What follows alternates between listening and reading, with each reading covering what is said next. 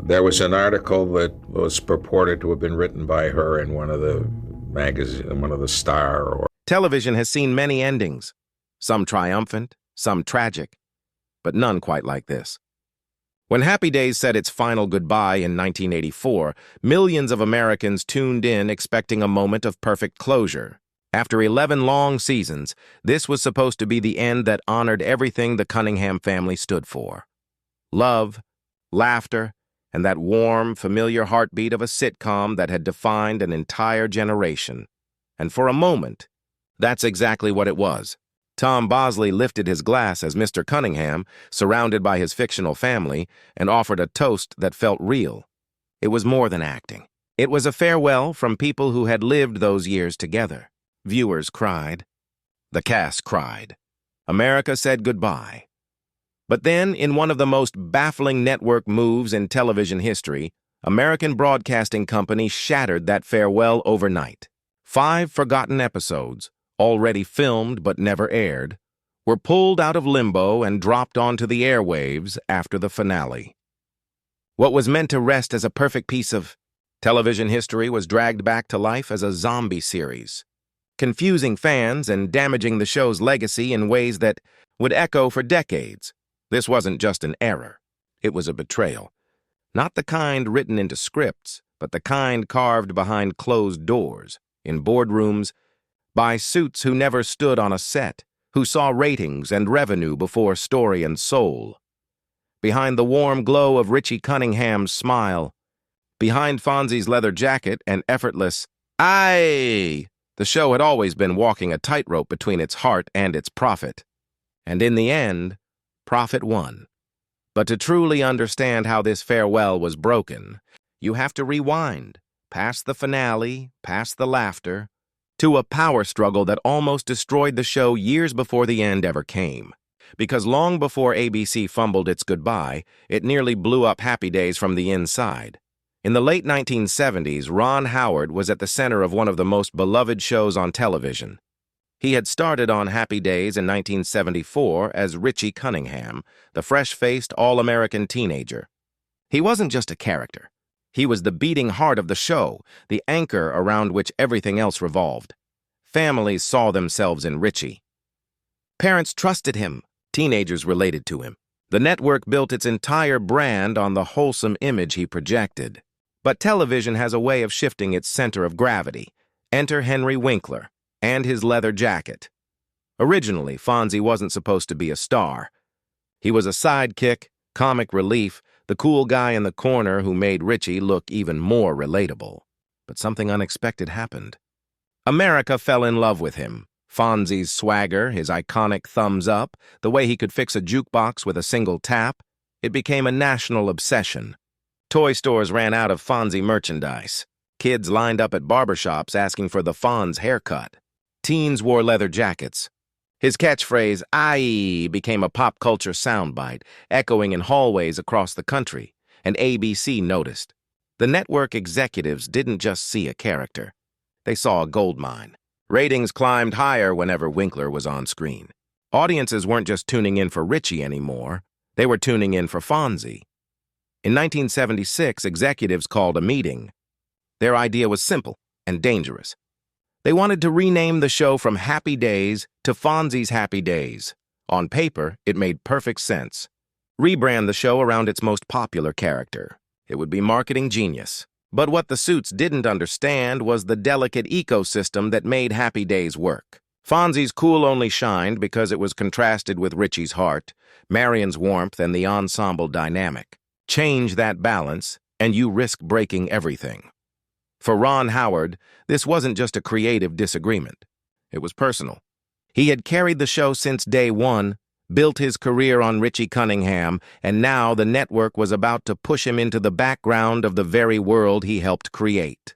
The title change wasn't just insulting, it was erasing him from his own story. Industry insiders thought Ron wouldn't fight it. Young actors didn't defy networks. That was how the business worked. But what they didn't know was that Ron Howard wasn't just protecting his ego. He was protecting the integrity of a show that millions of people loved. This was the beginning of a secret power struggle that would shape the future of Happy Days. A quiet battle between art and commerce, between character and branding, between two men who loved the same show but were standing on opposite sides of the spotlight. The meeting that would define the show's future wasn't long, but it was unforgettable. Ron Howard walked into that room knowing exactly what he would say. On one side of the table sat executives in expensive suits, ready to push their marketing plan. On the other sat creator Gary Marshall, the man who had turned a simple 1950s nostalgia concept into a cultural phenomenon. The proposal was clear. Retitle the show Fonzie's Happy Days, reshape the branding, and lean entirely into the cool leather jacket. They were convinced the numbers proved it. Fonzie sold, Ron Howard listened quietly. And then he made his stand. If you change the title, he told them, I'm gone. No hesitation. No negotiation. Howard was only 21 years old, a young actor going up against a powerful network. It was almost unheard of. People in the room exchanged shocked looks. The executives expected resistance, but not an ultimatum. Ron wasn't asking for more lines, more money, or more power. He was asking them not to gut the soul of the show. Then came the surprise no one expected. Henry Winkler, the very man whose popularity had triggered this entire situation, spoke up. Why fix it if it's not broken? He asked. He told the network flat out that his success depended on the ensemble around him. Fonzie worked because Richie was there. Marion was there. The world of Happy Days was more than one man in a leather jacket. This moment changed everything. Gary Marshall sided with his cast. The executives backed down. The title remained Happy Days, but victories like this leave scars. For Ron, the battle exposed just how fragile everything he'd built was. He realized how quickly Hollywood could erase you when the spotlight shifts. The confrontation left him questioning his future. And quietly, he began dreaming of a career behind the camera, a place where no one could take his story away from him again. The tension never fully disappeared. It lingered in the background like a hairline crack in a perfect mirror. And years later, when the end finally came, those old wounds would resurface in ways no one saw coming. While Ron Howard fought to protect the soul of the show, Henry Winkler was fighting a battle no one could see. Before Happy Days, Winkler had been broke.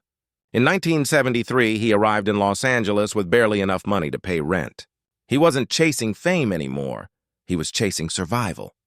He walked into his audition terrified, wearing borrowed clothes, reading for a character who wasn't meant to be anything more than comic relief. And somehow, against all odds, he got the part. Within 3 years, that character would make him the most recognizable man on television. Fonzie wasn't just a hit. He was a phenomenon. Winkler's face was on lunchboxes, T-shirts, posters, and magazines. Children imitated his every move. Adults adored him. Every week, millions tuned in just to see what he'd do next. He went from struggling actor to cultural icon almost overnight, but fame comes with a price, a quiet, suffocating cost. Winkler began to feel himself disappearing behind the character. Henry Winkler, the person, was fading, replaced by the Fonz. When he walked down the street, people didn't call him Henry, they called him Fonzie. Directors didn't see an actor. They saw a leather jacket. By the time Happy Days reached its later seasons, Winkler had poured so much of himself into the role that he struggled to imagine life without it. The show had become his identity, and then it ended. When the cameras stopped rolling in 1984, Winkler described it as a sting, but in truth, it was much deeper. It was like losing a part of himself. For a decade, Fonzie had been his world, and suddenly the world went silent. Casting directors didn't call. Producers couldn't see him as anyone but the Fonz. He had everything an actor could dream of: fame, money, recognition, and yet he felt trapped. The fear crept in slowly. What if this was it? What if his career had ended the same day Happy Days did? For years, Winkler wrestled with rejection, with a growing anxiety that he would never escape his own shadow. It was a private war, fought behind the charming smile that America adored. Eventually, he began to rebuild. He stepped behind the camera to direct. He found new roles. Decades later, a new generation would celebrate his work in projects like Barry. But the scars of those post-Happy Days years never fully disappeared.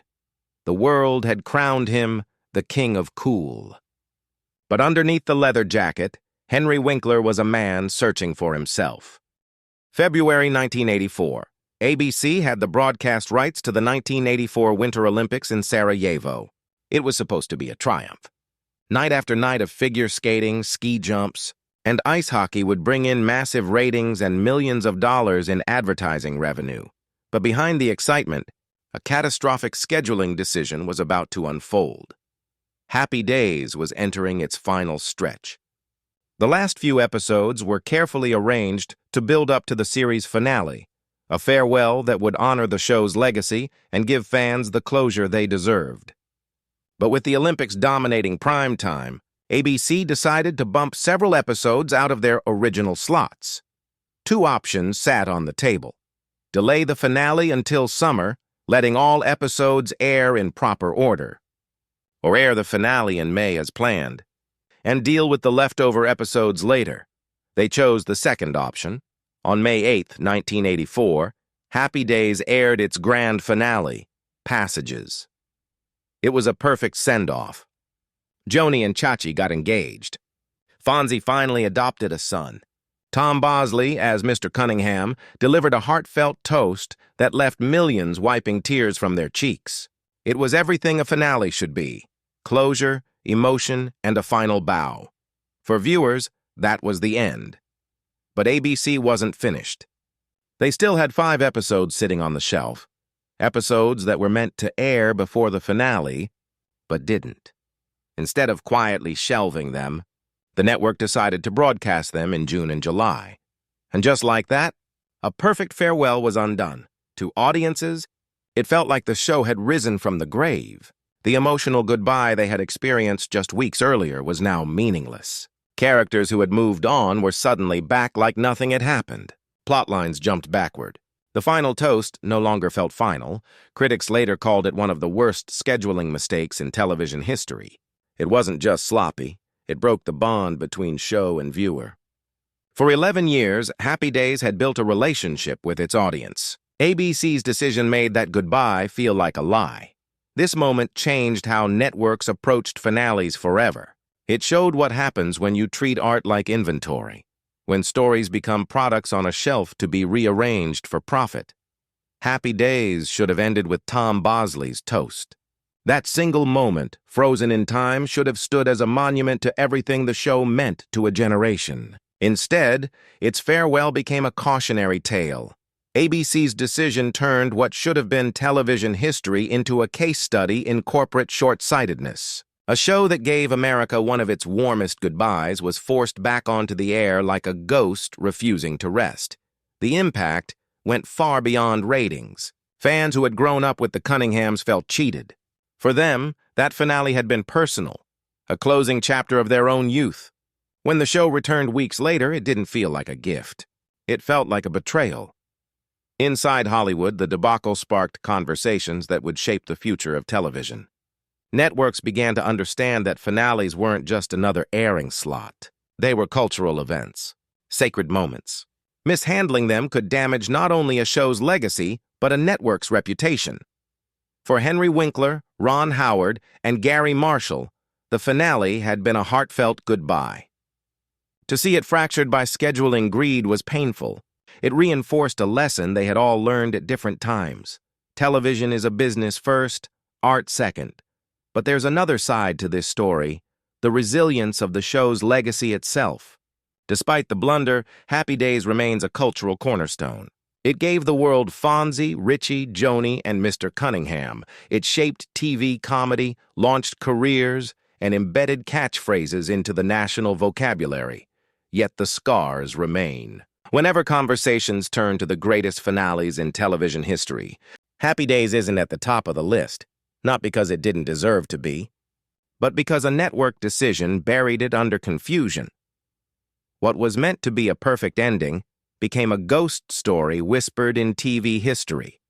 How 5 forgotten episodes killed a classic. In the end, It's a reminder of something every storyteller fears, that even the most beloved stories can be undone, not by time, not by audience, but by the hands that built them. Television in the 1970s was going through a transformation. What began as a simple, nostalgic comedy was now turning into something else entirely. The smiling faces on the screen didn't reveal the tension that was quietly building behind the scenes. For years, Happy Days had been a show about family, friendship, and the idealized America of the 1950s. But within the walls of American Broadcasting Company, a storm was brewing, a power struggle that would change the DNA of the series forever. The network had watched something extraordinary happen. The side character, the cool, leather-jacketed greaser, had become a cultural phenomenon. Henry Winkler's Fonzie wasn't just a character anymore. He was America's obsession. Kids wanted to dress like him. Teenagers copied his hairstyle. Adults laughed at his every line. Advertisers couldn't get enough. It was a dream scenario for any network executive. But for the young actor who had once been the center of the story, the dream was slowly turning into a nightmare. Ron Howard had been the star, the clean-cut Richie Cunningham, the heart of the show. He was the face that launched Happy Days. But now, in meetings and ratings reports, his name wasn't at the top anymore. The numbers belonged to Fonzie. And with those numbers came a dangerous idea from ABC. What if they renamed the show Fonzie's Happy Days? To the network, it was logical. Ratings were gold, and Fonzie was the Midas touch. To the cast, it was betrayal. When the executives pitched the title change, they expected applause. Instead, they were met with a cold silence. Ron felt his chest tighten. This wasn't just a title. It was the soul of the show. The one thing that connected the story to what it originally stood for. Changing the name meant rewriting history while it was still being made. Behind closed doors, whispers turned into arguments. Executives framed it as a natural evolution. They spoke in rehearsed corporate tones about branding and audience momentum. But for Ron, it was personal. He wasn't just losing screen time. He was watching his place in the story slowly disappear. Henry Winkler, meanwhile, found himself in an impossible position. He had never asked to be the star. In interviews, he openly praised Ron and avoided stepping into the spotlight too much. But no matter what he said, the machine had already picked its golden boy. Fans screamed his name at every taping. Studio audiences cheered the second he entered a scene. The power imbalance was no longer subtle. As the tension grew, Gary Marshall, the show's creator, tried to keep the peace. He knew what ABC was after, and he knew what was at stake if they got it. He had built Happy Days around friendship and nostalgia, not ego and hierarchy. But once a network smells ratings, it rarely listens to reason. Production meetings became battlegrounds. Notes came down from executives about shifting story arcs, giving Fonzie more space, and making Richie more of a supportive role. None of it was said directly, but everyone could read between the lines. It wasn't just Ron who felt it. The cast noticed. Crew members noticed. Even the live audience could sense something changing. The camaraderie that once filled the set began to feel scripted, forced, like smiles in a family photo that no longer reflects reality. For the first time, the future of Happy Days didn't belong to the people who made it. It belonged to the people who controlled it. And as the pressure mounted, it was clear. Something, or someone, was going to break. The meeting that changed everything was not loud. It wasn't filled with shouting or slamming fists on tables. It was quiet, the kind of quiet that happens before a thunderstorm. Ron Howard sat across from network executives, his hands resting on the table, his expression steady but burning with conviction. They had just presented the proposal again, Fonzie's Happy Days. A new chapter. A rebrand. A ratings goldmine. Ron leaned forward. His voice was calm, but each word carried the weight of his identity. If you change the title, I'm gone. The room fell still. They were looking at a young man barely in his 20s, but in that moment, he wasn't a kid. He was the face of the show, the one who carried its heart. The executives expected negotiation, a counteroffer, maybe a compromise. They didn't expect a line drawn in stone, and then something happened they hadn't calculated. Henry Winkler stood with him. He told them he didn't want the title changed either. He didn't want to be the face of the show alone. Why fix something that isn't broken? Henry asked. It wasn't just loyalty. Henry understood what the name meant. Happy Days wasn't about one man in a leather jacket. It was about a feeling, a time, a group of people that made America smile. When the network turned to Gary Marshall, hoping for support, he surprised them too. Gary sided with his cast. The people who created the soul of the show stood together against the people who wanted to commercialize it. The executives blinked. For the first time, they were outnumbered in their own building. No raised voices. No shouting. Just a quiet, powerful rebellion. The aftermath was immediate. ABC backed down. The title would remain the same. Ron would stay. Henry would continue as Fonzie, but under the same banner they started with. But even as the decision was reversed, the damage lingered. Something inside Ron shifted that day. He realized how fragile his place really was. A few meetings, a few executives, and the entire meaning of what they'd built could be rewritten without him. This was the breaking point. Not because the title changed, but because Ron now knew it could have. That sense of security, of belonging, was gone. And the set that once felt like home now felt like a stage built on sand. Henry, too, was changed. Even though the network hadn't gotten its way, the entire situation had made one thing clear. He was the unstoppable force.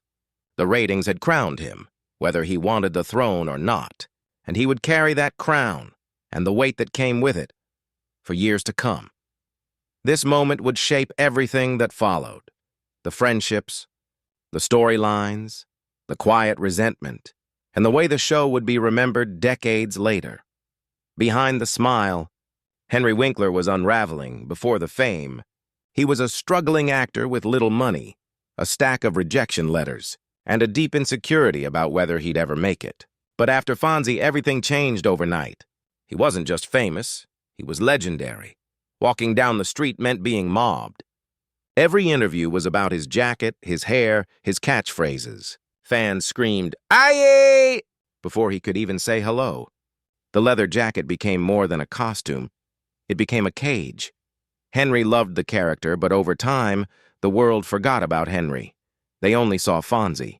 Casting directors didn't call him for complex roles anymore. They called him when they wanted a cool guy with a thumbs up. The world that once opened its arms now trapped him in one image. Typecasting isn't a headline. It's a slow suffocation. When the cameras stopped rolling at night, Henry sat alone, wondering if he'd ever be able to step outside that shadow. Would anyone ever see the actor behind the icon? Ron, meanwhile, was dealing with a different kind of burden. He had spent his entire young life on TV, first as Opie Taylor, then as Richie Cunningham. The set had been his world. But after the confrontation with ABC, he understood that this wasn't his world anymore. It belonged to numbers, trends, and executives in suits who didn't care about the art. His departure was inevitable. Even as the show went on, his soul was already looking for the door. The cast, once united, now felt fragmented. Some quietly aligned themselves with Fonzie's growing dominance. Others clung to the old spirit of the show. No one said it aloud, but everyone could feel the weight of change pressing down on them. The laughter in the studio audience was still loud, but backstage, the smiles were thinner. The magic that once flowed effortlessly now had cracks. And through it all, Henry carried the burden of being both the blessing and the curse of Happy Days. Fame had lifted him higher than he ever imagined, but it had also erased the man he used to be. In 1984, the end was supposed to be beautiful. Happy Days had run its course. After a decade of laughter and cultural dominance, the cast and crew crafted a finale worthy of its legacy. It was emotional, nostalgic, and heartfelt. The kind of goodbye television dreams of. Then the network made a decision that would change how TV history remembered it. The 1984 Winter Olympics were approaching, and ABC held the broadcasting rights. It was one of the biggest events of the decade. The network had to shift its schedule to make room for the games, and in doing so, they made a catastrophic error. Instead of keeping the final episodes in one clean run, they pushed critical episodes to accommodate Olympic coverage. The grand finale aired in May, giving audiences the emotional closure they expected. But ABC had 5 leftover episodes, unaired, floating in the schedule like forgotten relics. They decided to air them after the finale. To executives, it was just programming. To viewers, it was something far worse. Imagine watching the emotional ending of a beloved story. The curtain falling, the lights dimming, only to see the same characters appear again a few weeks later as if nothing had happened. Fans were confused. Critics were baffled. The cast was furious. Those leftover episodes stripped the finale of its emotional power. What was meant to be a legendary goodbye turned into a limping epilogue no one asked for. TV historians would later call it one of the worst scheduling blunders in network history. ABC had taken a perfect ending and smeared it with confusion. The ratings for those post-finale episodes were dismal. Audiences had already said their goodbyes. The laughter felt hollow. Even Henry Winkler later admitted that it felt wrong, like dragging out a ghost that should have been allowed to rest. Legends aren't just built by what happens on screen. They're built by the way they end. For decades, Happy Days was remembered not just for its iconic characters or timeless catchphrases, but for the way its ending was mishandled. The network's decision became a cautionary tale across television. Future showrunners studied it like a textbook mistake. Never air new episodes after a finale. Ron Howard went on to redefine himself. He walked away from the set as an actor and returned to Hollywood as a director who would shape film history. Henry Winkler, after years of being trapped by Fonzie's shadow, rebuilt his career with patience and grace, eventually becoming celebrated for roles that had nothing to do with a leather jacket. But the show's legacy carried a scar. Fans still speak about the finale with both love and a hint of what could have been. The leftover episodes are rarely discussed, often treated as a strange epilogue that doesn't belong. In TV documentaries, this scheduling error is often described as the moment ABC broke the spell. It's ironic. A show built on nostalgia became a lesson about endings, how fragile they can be, and how easily a single corporate decision can undo years of magic.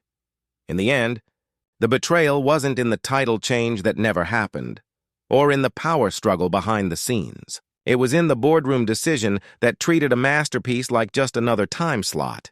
And so, what was supposed to be a perfect goodbye became a ghost story. A haunting reminder that even legends can be broken, not by time, but by the hands that built them.